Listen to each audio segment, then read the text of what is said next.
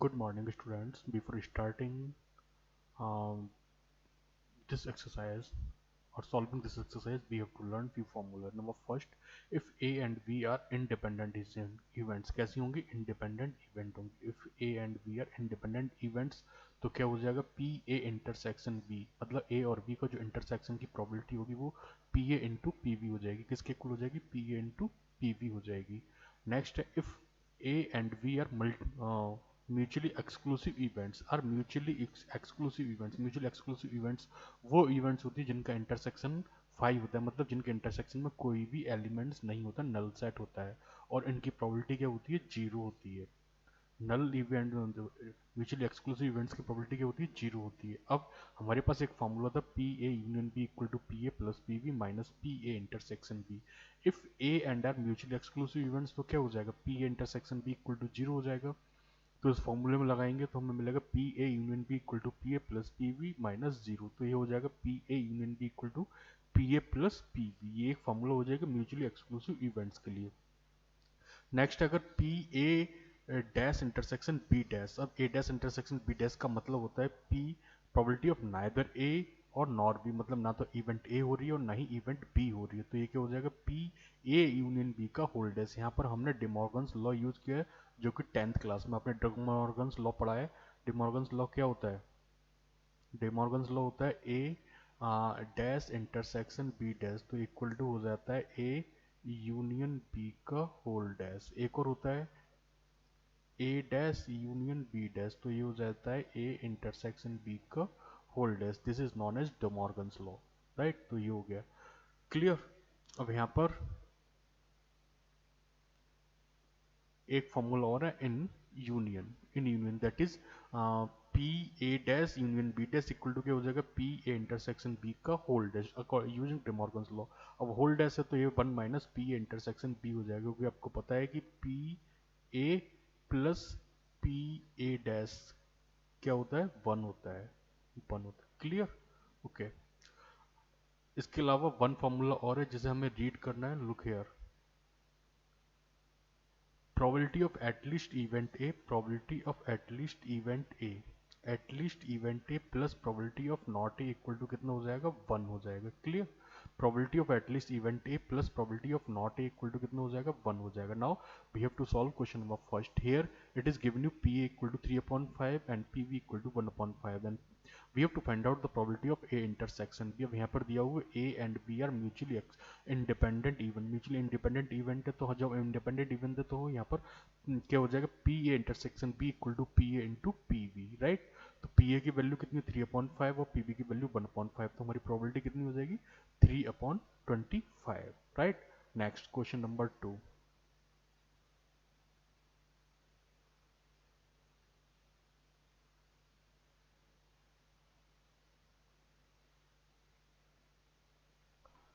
In question number 2, it is given you two cards are drawn at random and without replacement. Two cards are drawn at random and without replacement. यहाँ पर replacement word use हो रहा है, तो replacement का मतलब है कि आपने एक कार्ड निकाल लिया तो उस कार्ड को फिर डेक में नहीं रखा. अब 52 कार्ड्स प्लेइंग कार्ड्स हैं. अब हमको किसकी प्रोबेबिलिटी फाइंड आउट करनी है? Find the probability both cards are black. Both cards are black. अब बोथ कार्ड्स आर ब्लैक है मतलब आपने एक कार्ड निकाल लिया, ठीक है ना? फिर दूसरा कार्ड जो सेकंड कार्ड निकाला तो इस कार्ड को रिप्लेस नहीं किया, एक्सक्लूड कर दिया, राइट? अब हमारे पास जो 52 कार्ड्स होते हैं, 52 कार्ड्स में क्या होते हैं? 26 हमारे ब्लैक कार्ड्स होते हैं. 26 कैसे कार्ड्स हो गए? ब्लैक कार्ड्स हो गए. 26 हमारे रेड कार्ड्स हो गए, राइट? तो ब्लैक कार्ड की प्रोबेबिलिटी कितनी हो जाएगी? 26/52.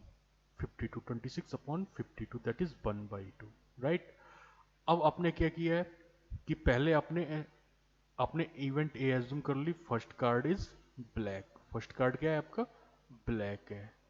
फिर आप प्रोबेबिलिटी निकाल लें कि आपकी ठीक है ना? तो ब्लैक, पहले ब्लैक कार्ड की प्रोबेबिलिटी कितनी हो जाएगी? P A. First black card की प्रोबेबिलिटी कितनी हो जाएगी? पी ए इक्वल टू हो जाएगी आपकी 26/52 इक्वल टू कितना हो जाएगा? 1/2. अब भी आपने एज्यूम कर लिया है second red black card. Second black card. तो अब आपने क्या किया कि आपने विदाउट रिप्लेसमेंट एक कार्ड पहले निकाल लिया, तो टोटल कार्ड कितने बचे? 51. और ब्लैक कार्ड्स में से 26 में से 1 निकाल लिए तो कितने बचे 25। तो पी वी इक्वल टू कितना हो जाएगा 51/25।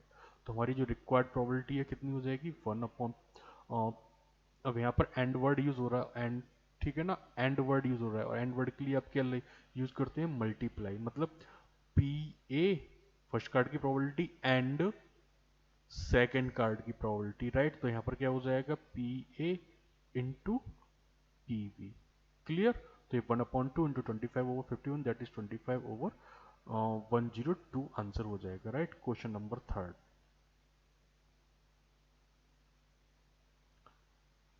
इन दिस क्वेश्चन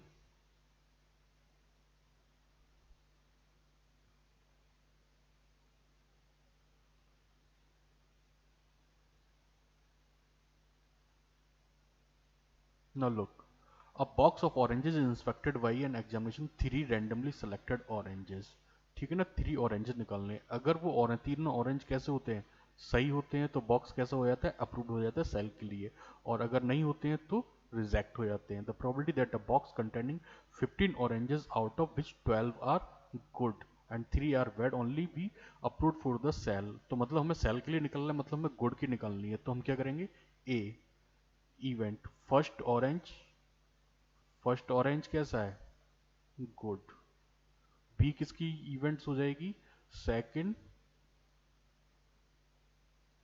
ऑरेंज कैसा है गुड, सी क्या हो जाएगी थर्ड ऑरेंज गुड हो जाएगा, थर्ड ऑरेंज गुड हो गया।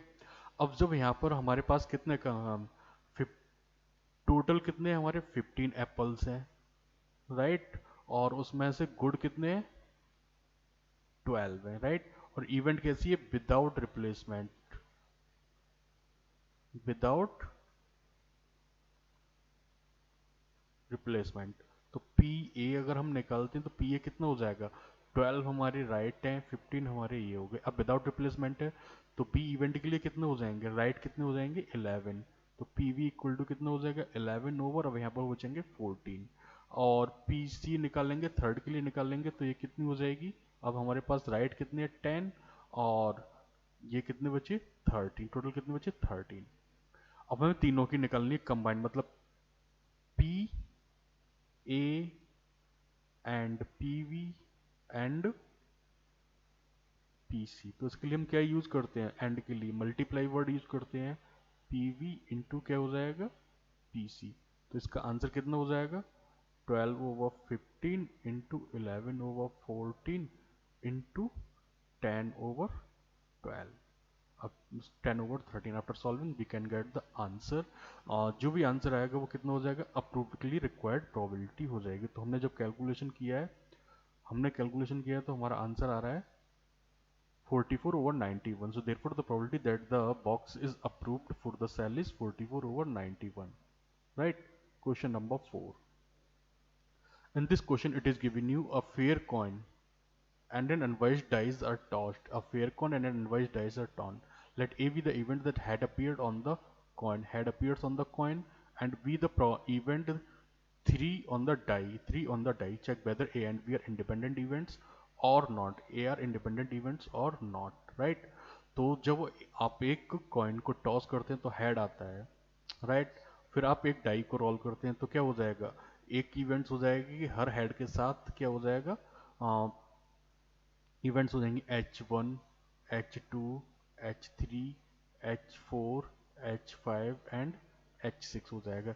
सेम एज फॉर टेल के लिए T1, T2, T3, T4, T5 and T6, right. तो टोटल ये इवेंट्स हो जाएंगी हमारी 12। अब उसने दिया हुआ ए इवेंट क्या है, ए इवेंट के head appears on the coin, तो head appears on the coin पर कितनी है ये 6 हो गई। तो पी ए इक्वल टू कितना हमारा हो जाएगा 6/12 दैट इज 1/2। अब बी इवेंट क्या है, B die on the red 3 on the die, तो पी वी इक्वल टू कितना हो जाएगा 2/12 that is 1/6। Now we have to find out A intersection B. अब यहाँ पर ए इंटरसेक्शन बी में कितना हो जाएगा 3, एक ए इंटरसेक्शन बी में इवेंट्स हो जाएंगी आपकी, एक तो H1 हो जाएगी और H3 हो जाएगी और एक हो जाएगी T3, राइट। तो P A intersection B equal to कितना हो जाएगा 2/12, दैट इज 1/6।